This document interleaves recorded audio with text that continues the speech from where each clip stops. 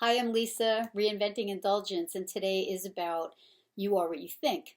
So, along these lines, yes, I'm a believer of, we are, that thoughts are things and we manifest through our thoughts. Thoughts turn into words, words turn into actions. There's a few different levels and methods of thinking along the lines of you are what you think, but basically, this is the one that I do kind of live by. I'm a big fan of the New Thought movement. Emmett Fox is who I'm going to be talking about today. Emmett Fox is a New Thought leader from the spiritual movements that were back from the time of the Great Depression all the way up to the early 1950s is when he had passed away. He was a great writer of many pamphlets and books and essays and lectures. He did a lot of lectures, mainly, I believe, in New York and also in London. So as a big reader of him, I just, occasionally might, be sharing information. And today we're going to share from this pamphlet called The 7-Day Mental Diet. So this is about training through, training our thoughts and our and especially the emotional tone attached to those thoughts, and also building habits with thought selection and thought control. So I'm going to read a couple things in here. He makes a prescription, and it says, for 7 days, you must not allow yourself to dwell for a single moment on any kind of negative thought. So that could be overwhelming in and of itself. So not entertain, the key words, don't entertain or dwell, because at first people will be like, oh no, I can't do that. What am I going to do?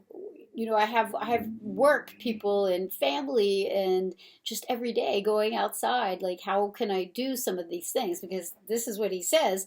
A negative thought is any thought of failure, disappointment, or trouble, any thought of criticism or spite, or jealousy or condemnation of others, or self condemnation, any thought of sickness or accident, or in short, any kind of limitation or pessimistic thinking, any thought that is not positive and constructive in character, where it concerns you yourself or anyone.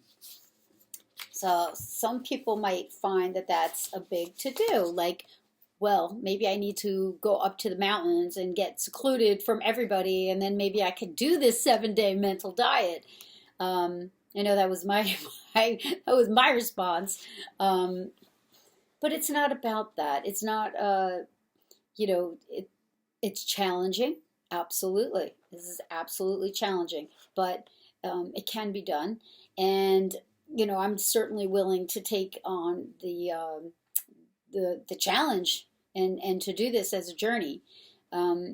He specifically points out that if you have those questions and those reservations, that the answer is that those things will not affect your diet, provided that you do not accept them, you do not fear them, and you do not believe them. So basically, by giving in or giving power to it. So when people talk about certain things, that as long as we're not preaching back or giving a sermon or giving advice or, responding in some emotional way, then, we would probably be okay. I mean, one of the last things he says is that nothing said or done by anyone else can possibly throw you off of this diet. Only your own reaction to the other person's conduct can do that. So I really love this. I love this challenge. For Lent, I did a 40-day challenge just this past year, and I wanted to do something positive. I did do some commitments, and then on the what I wanted to let go of side, I gave up any form of negative self-talk. So I did really well. There was probably maybe once or twice a day, maybe I would catch myself saying something or some sort of words, and I would catch it right away, and then I would do some rescripting on that immediately on the spot. And I did do another blog episode on that a few days ago, called Rescripting, so you can take a look at that. But basically, this takes it a bit deeper. So it's not just negative self-talk, it's really a whole bunch of things. But I think that that would be a really nice way to find inner peace and to spend some meditative time and to retrain my thought process, and also to build really good habits that could help me be a happier person, a person that can handle day-to-day things a bit more easily. So basically, this today is about you are what you think, and our thinking today manifests into our tomorrow. So happy thoughts.